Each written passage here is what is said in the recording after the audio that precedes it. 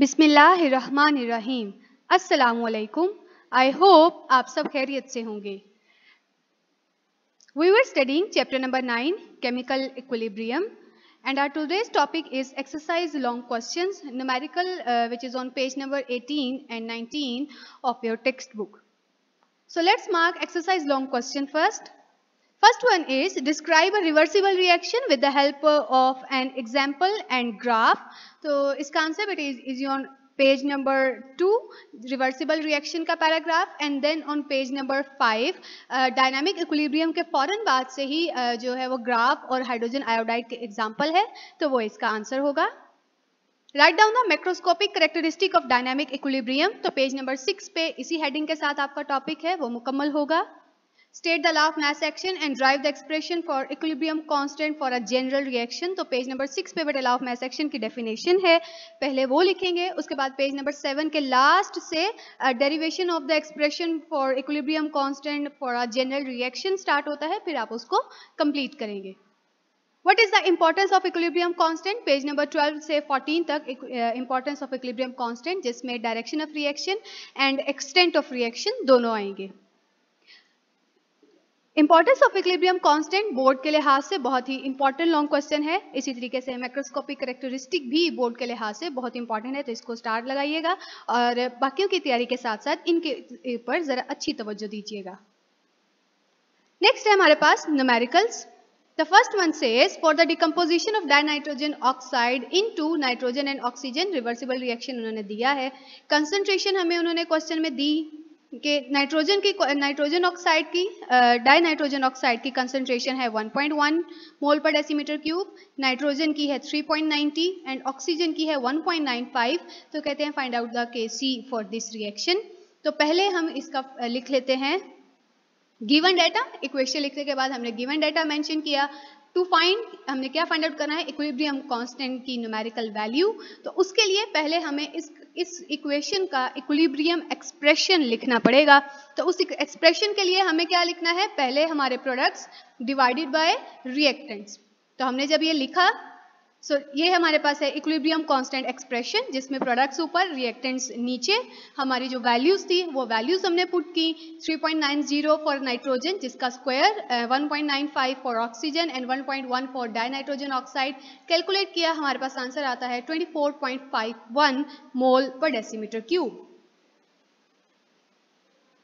Numerical number 2 is hydrogen iodide decompose to form hydrogen and iodine. तो ये आपके पास चूंकि जो है वो रिएक्शन मौजूद नहीं है इसमें, तो आपने इस स्टेटमेंट के हिसाब से बनाना है। तो उन्होंने आपको बताया है कि हाइड्रोजन आयोडाइड डिकम्पोज हुआ है, यानी हाइड्रोजन आयोडाइड रिएक्टेंट है और वो रिएक्ट करके किस में चेंज हो रहा है, हाइड्रोजन में और आयोडीन में। तो आप इसके लिए इक्वेशन लिखेंगे, hydrogen iodide breaks to form hydrogen and iodine.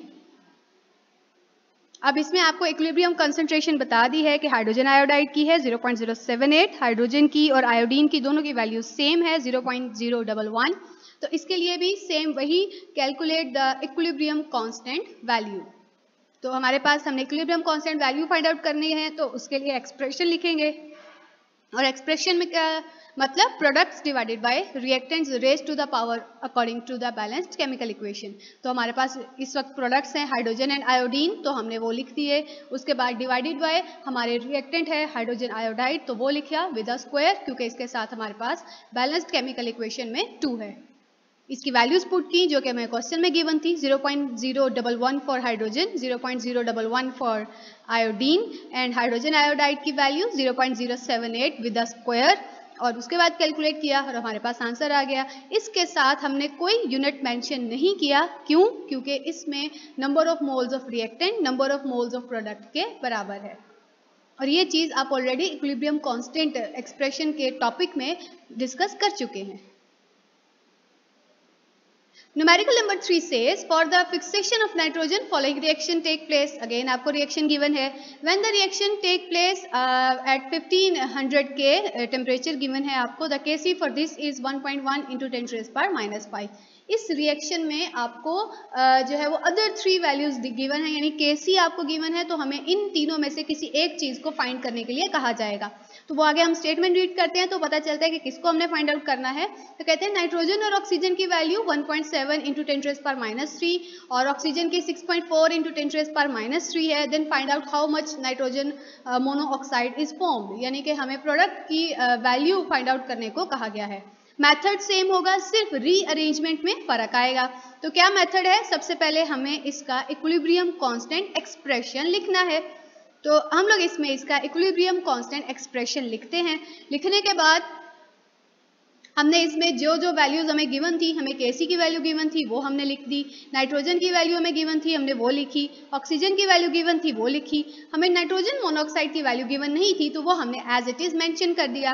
अब क्या है कि ये जो नीचे वाली दोनों वैल्यूज हैं ये नाइट्रोजन मोनोऑक्साइड से डिवाइड हो रही हैं, तो दूसरी तरफ जाके क्या हो जाएंगी? मल्टीप्लाई। तो ये इक्वल के दूसरी तरफ जाके Kc के साथ जाके तीनों वैल्यूज क्या हो रही हैं? आपस में मल्टीप्लाई करने के बाद हम लोगों के पास आंसर आता है 1.196 × 10⁻10। तो अब दोनों साइड पे क्या लेते हैं? हम स्क्वायर, ताकि हम स्क्वायर को खत्म कर सकें। तो taking square root on both side, तो स्क्वायर रूट दोनों तरफ लेने पर हमें मिलता है आंसर विच इज 1.09 × 10⁻5 मोल पर डेसीमीटर क्यूब यूनिट्स, जो कि अकॉर्डिंग टू, क्योंकि ये सिंगल वैल्यू है और स्क्वायर ब्रैकेट्स रिप्रेजेंट मोल पर डेसीमीटर क्यूब। उसके बाद है न्यूमेरिकल नंबर 4। अब यहाँ पर कह रहे हैं when nitrogen reacts with hydrogen to form ammonia. Again आपको रिएक्शन गिवन नहीं है तो आप रिएक्शन स्टेटमेंट से ड्राइव करेंगे। तो उसने हमें खुद बताया है स्टेटमेंट में कि नाइट्रोजन एंड हाइड्रोजन रिएक्ट कर रहे हैं और अमोनिया बना रहे हैं। तो इसका अर्थ नाइट्रोजन एंड हाइड्रोजन रिएक्टेंट्स हैं और अमोनिया प्रोडक्ट है। तो इसमें जो है वो हमने इक्वेशन लिखी। उसके बाद उन्होंने हमें कहते हैं कि इक्विलिब्रियम कांस्टेंट में वैल्यूज गिवन है हमें। इसमें भी पिछले ही क्वेश्चन की तरह Kc की वैल्यू गिवन है, हमें दोनों रिएक्टेंट्स की वैल्यू गिवन है और प्रोडक्ट की वैल्यू वो कह रहे हैं कि आप फाइंड आउट करें। तो पिछले ही जो न्यूमेरिकल है सेम उसी मेथड को रिपीट करते हुए हम पहले इक्विलिब्रियम एक्सप्रेशन राइट आउट करेंगे और उसमें हम उसके बाद उसको रीअरेंज करेंगे। तो आपके सामने है गिवन डाटा, वैल्यूज हमने लिख दी जो हमें क्वेश्चन में गिवन है। उसके बाद हमने फाइंड आउट क्या करनी है? अमोनिया की वैल्यू, इक्विलिब्रियम कंसंट्रेशन। तो एक्सप्रेशन हमने बनाया अकॉर्डिंग टू आवर इक्वेशन। तो इस एक्सप्रेशन के हिसाब से अब ये जो नाइट्रोजन है और हाइड्रोजन है ये बॉटम पे, क्योंकि ये रिएक्टेंट्स हैं, और अमोनिया टॉप पे। अब इसमें हम करते हैं वैल्यूज पुट। Kc की जगह Kc की वैल्यू, नाइट्रोजन की वैल्यू, हाइड्रोजन की वैल्यू, अमोनिया की वैल्यू चूंकि हमारे पास नहीं है तो वो हमने नहीं पुट की। अब सेम वही कि ये दोनों डिवाइड हो रहे हैं, दूसरी तरफ जाके क्या हो जाएंगे? मल्टीप्लाई। तो मल्टीप्लाई हुए और मल्टीप्लाई होने के बाद हमारे पास आंसर आता है 0.019 जो कि है अमोनिया के स्क्वायर की वैल्यू। तो अब स्क्वायर को खत्म करने के लिए हम देखेंगे square root on both side. तो स्क्वायर रूट जब हमने लिया दोनों साइड्स पे तो हमारे पास आंसर आता है 0.14 मोल पर डेसीमीटर क्यूब। तो दो न्यूमेरिकल्स आपके एक मेथड से हैं और दो न्यूमेरिकल आपके दूसरे मेथड से हैं। तो आज के लिए बेटा इतना ही। इन न्यूमेरिकल्स को आप अपनी नोटबुक पर नीट नोट करेंगे। आपके प्लानर के साथ इसको जो है वो जरूर शेयर किया जाएगा, नहीं तो वीडियो पॉज करके भी आप इसको नोट कर सकते हैं। तो आज के लिए बेटा इतना ही। थैंक यू एंड अल्लाह हाफिज।